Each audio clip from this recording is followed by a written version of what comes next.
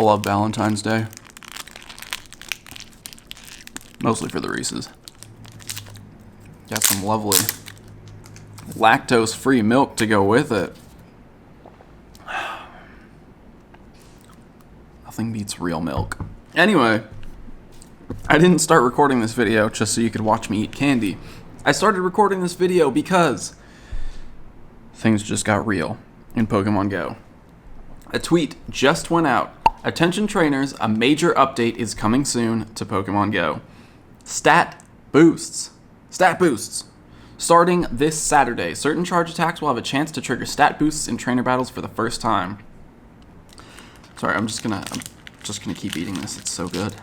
Trainers were excited to announce a major update to trainer battles in Pokemon GO. So this is happening in PvP, even though the image is showing a raid battle. As far as I know, this is only happening in PvP. Starting this Saturday during Swinub Community Day, certain charge attacks will have a chance to trigger stat boosts in trainer battles. These stat boosts will persist on the affected Pokemon until they either faint or are switched out of battle.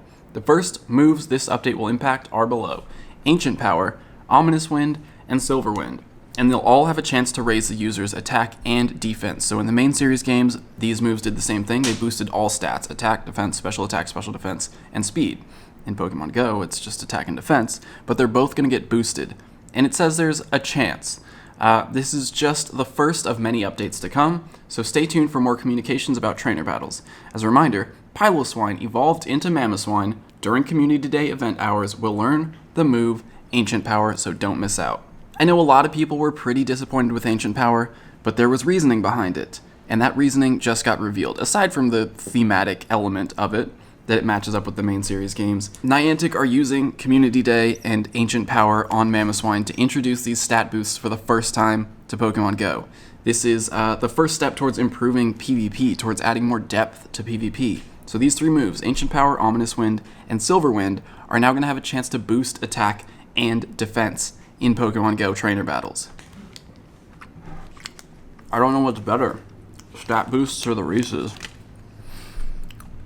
So for now, only 3 moves are affected, but again, they say this is the first of many updates to come. There are so many moves in Pokemon GO right now that have these secondary stat boosting effects, or even moves that will lower the opponent's stats.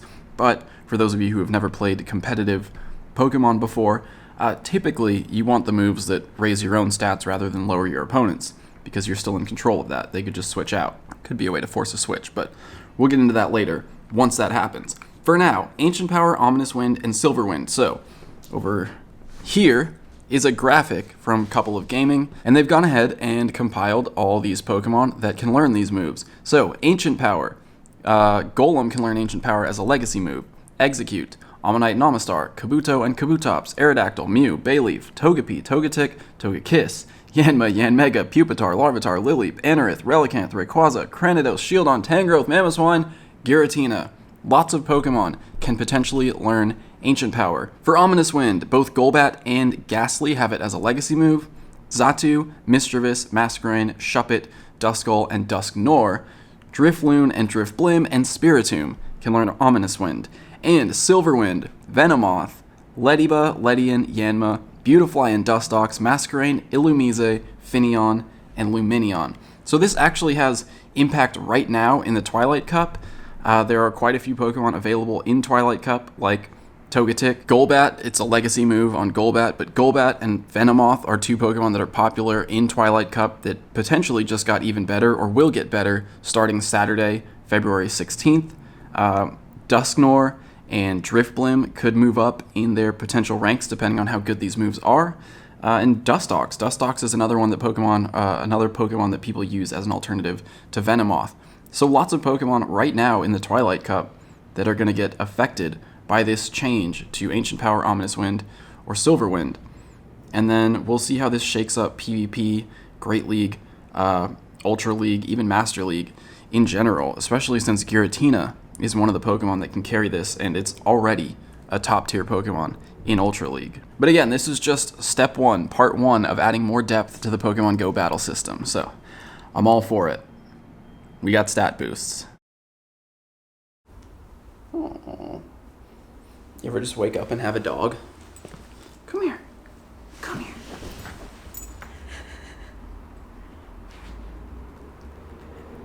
camera shy. I have 7-kilometer eggs hatching. Also dog sitting. This is Lola. Come back. Come on. Where's Cleffa? It's not shiny. Can you help me?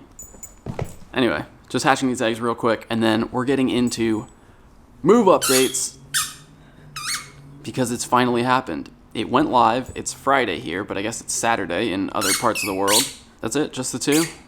I thought there were 3. All right, just the 2 eggs. Let's talk move changes. Hi, puppy.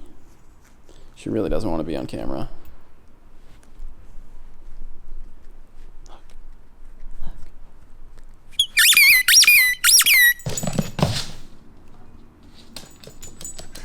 Alright, the buffs are live, so let's just jump into it. The Game Master has been updated, and now it includes all the data regarding the buffs. What we know now is there are 4 stages to buffs and eventually debuffs. The data's all in there for that. So stage 1, 2, 3, and 4. That's the amount of times, essentially, that your stats can be increased or decreased. Each stage represents a different percentage. For the buffs, it's 25%. So stage 1 is 25% more damage. Stage 2, 50%. Stage 3, 75%. Stage 4, 100% more damage, or double damage. For debuffs, for lowering stats, the stages are a little different. For -1, it's 0.8 or 80%. For -2, it's 67%. For -3, 57%.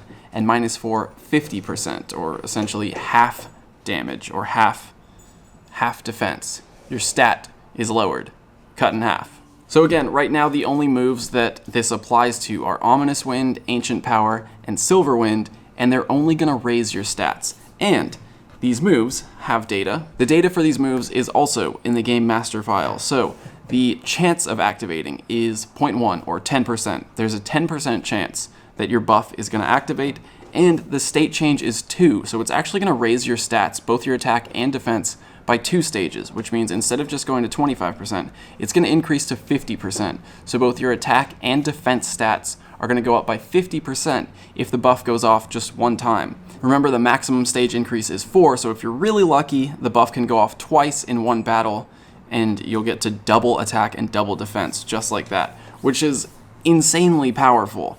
Though 10% chance is pretty low, and it makes it hard to justify choosing these moves over something else. But if you're in a situation where you're using these moves anyway, they just got so much better. The damage and stats for the moves haven't changed.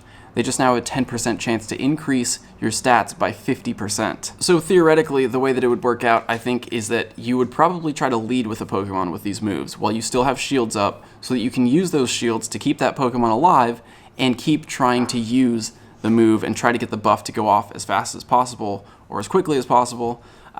Because if you can get that buff set up, your Pokemon is going to be poised to absolutely destroy the rest of your opponent's team. A 50% buff to attack and defense makes your Pokemon so much stronger. So what I want to do now is just jump into some battles and test it out. I want to see really what it actually looks like, how much of that damage actually makes a difference in a battle. So we're going into some test battles here, and I'm doing this in Master League, but I'm using my Twilight Cup Pokemon.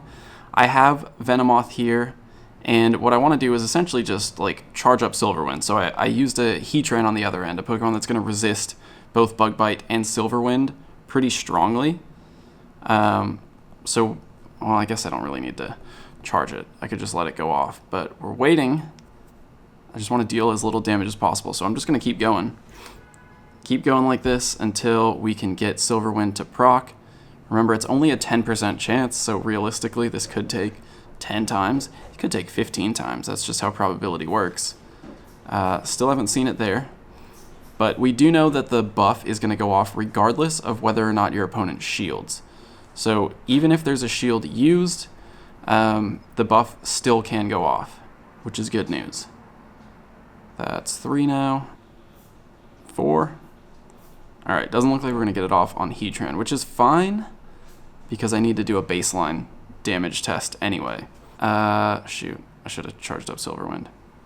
Alright, I messed up. We're starting over. Alright, here we go one more time. So what I want to do this time, actually, is charge up a Silver Wind, and then I'm going to switch to Snorlax just so we can see how much damage Silver Wind does to Snorlax. Flat out, no buff. Alright. Snorlax, let's go. I didn't use Silver Wind, but I guess that's fine. I didn't even fully charge it, so that's not actually fine. Why is this difficult? I swear I didn't use it. Alright, one more time. What I want to do here is power up Silver Wind, and then just see how much damage it deals as a baseline. Silver Wind's powered up. I'm not touching anything. I'm not touching anything. We switch in Snorlax. And now, Silver Wind, fully powered up with no buff, is going to deal that much damage. Take a screenshot. Alright, now, let's back it out. Now, we actually want the buff to go off, so let's see how many times. I think I've used it 5 times now. No buff still. 6? Is that 6 times? Not very effective. No buff. 7 times. No buff. 8 times. No buff. 9 times. No buff. Good thing I brought 2 Heatran. This will be my 10th time.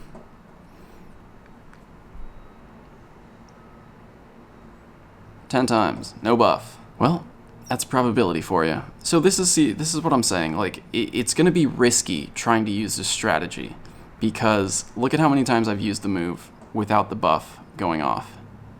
There it is. So we finally got the buff. It says defense rose sharply only.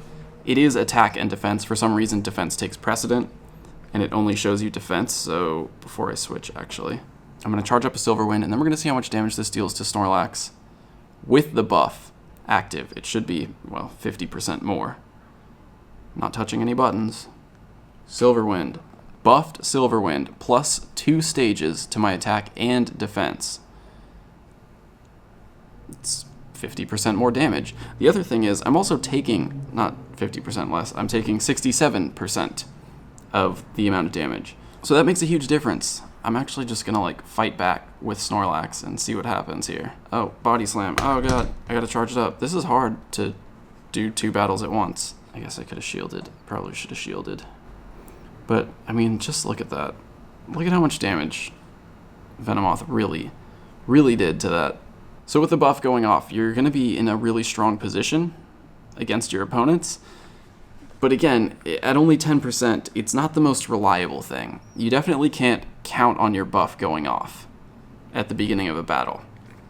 If you get set up, you're definitely lucky, but I feel like it's still a lot of RNG involved. It's a lot of randomness, which is unfortunate in a competitive system. Because the randomness is such a low probability, it doesn't make it a really viable strategy. It's not like you can just go in and set up your buffs easily and just go off and sweep your opponent's team.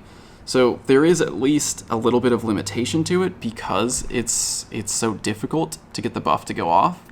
But if you do get the buff off, chances are you're in a much better position to win that battle than your opponent. Oh wow, it even shows you attack boost, defense boost. It shows you at least that the move will raise your attack and defense in trainer battles, not in gyms and raids. Now, as far as Twilight Cup goes, if you have a Confusion Venomoth with Silver Wind and that buff goes off, Confusion is going to deal so much damage. It's going to hit so hard. It already deals big chunks of damage that are unblockable because it's a fast move, not a charge move. So Confusion plus a stat buff is going to be a very difficult to deal with Venomoth. I think it's going to be a slightly bigger threat, but again, because that chance of going off is only 10%, you can't really count on it. It's not that much more of a threat. It's kind of like, well, if your opponent gets lucky, then you're screwed, but there's a 90% chance that your opponent's not going to get lucky. I think it's a good start. I'll say this. I think it's a good start, but I think until we have more moves like this, or more status conditions, or just more in general going on in the battle system, it's not a huge game changer right now. But I will say, if you're going up against a Pokemon, especially in the lead matchup, where you know that Pokemon could potentially have Silver Wind, Ancient Power, or Ominous Wind, one of these stat boosting moves, definitely do everything you can to get that Pokemon to faint before those buffs go off. So if you have a counter, maybe it's a good reason to force the switch, or to use your switch to get that Pokemon down before its buffs go off. Honestly, the viability of these moves and how good they are and how much of an impact they're actually going to make is going to take time for us to figure out. It's not like we can just calculate it. Well, 10% of the time, they're going to be great moves. 90% of the time, well, they're just normal moves. So it really comes down to how often people are using them, whether or not you can get lucky, and as people continue to use them, especially throughout Twilight Cups that are coming up this weekend, or for the rest of the month, we're going to see more and more how viable these moves are, how common they're going to be, and whether they're really worth putting resources into and focusing, using your shields to get these buffs to go off. Is it really worth it? We're going to figure all that out in time, but for now, hopefully this explains how the buffs work. This makes Ancient Power Mamoswine a much more desirable Pokemon for Community Day. So if you have Community Day coming up, make sure you evolve one. I would say at least one at Great League, Ultra League, and then your best IV one for Master League. Mamoswine does have a place or can be useful in all 3 leagues because it's such a strong Pokemon, especially with Ancient Power now. So definitely evolve at least 3 Ancient Power Mamoswines, maybe more if you want to trade them in the future. But Ancient Power, it's definitely a lot better than it was 2 days ago. So good luck.